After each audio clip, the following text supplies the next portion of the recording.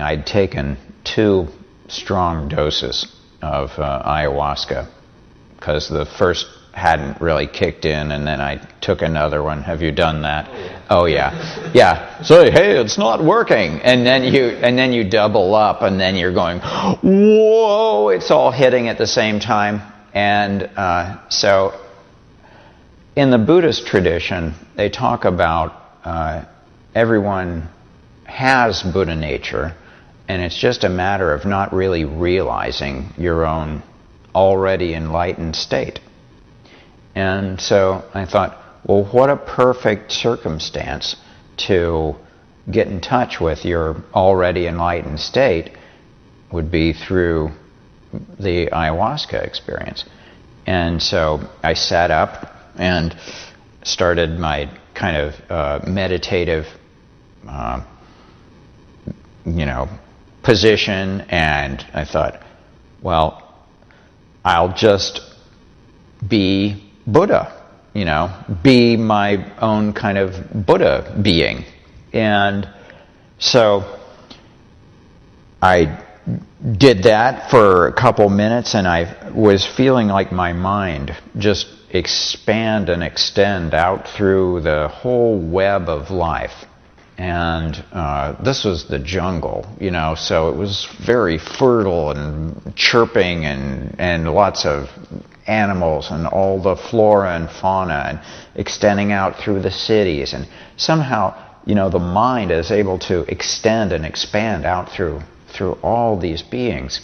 So there was a tremendous, wonderful expansion of interconnectedness with everything. And then there was this wave coming back of the suffering and the pain of all beings, and there's, whoa, like, oh my God, so that's why not everybody is doing the Buddha thing. It's like, because you're opening yourself up to all of the suffering, because you're being the beings, and remember the first noble truth of suffering, so it was all coming home to me, and it was it's like being a pain magnet.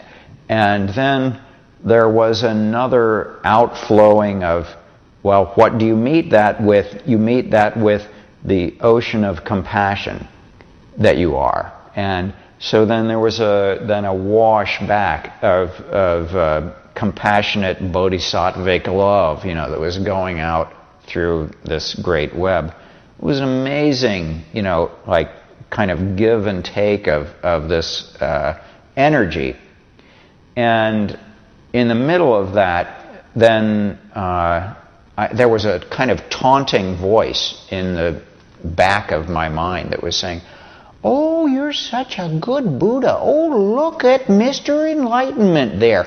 Oh, isn't he enlightened? And think of how wonderful he is. He didn't even call his wife and daughter today. Now, did he? He promised he'd call them. Now, but Mr. Enlightenment doesn't have time for his own wife and daughter, now does he? And so it was like from this kind of sense of interconnectedness with everything and this enlightened state, I went careening down into puking all over myself.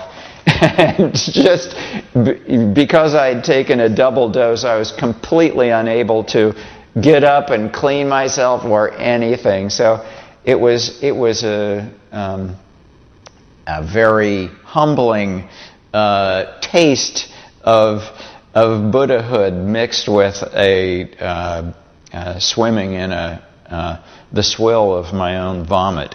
I think that kind of covers the spectrum that you can get out of an ayahuasca experience. I think ayahuasca can show us how beautiful we are inside and what kinds of possibilities we have for love and for actions of kindness. One of the great assets of ayahuasca is that it's plants.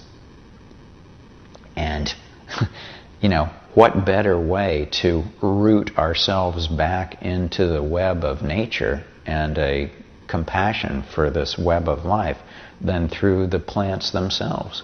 You know, the plants are talking to us. We need to listen. Gnosis.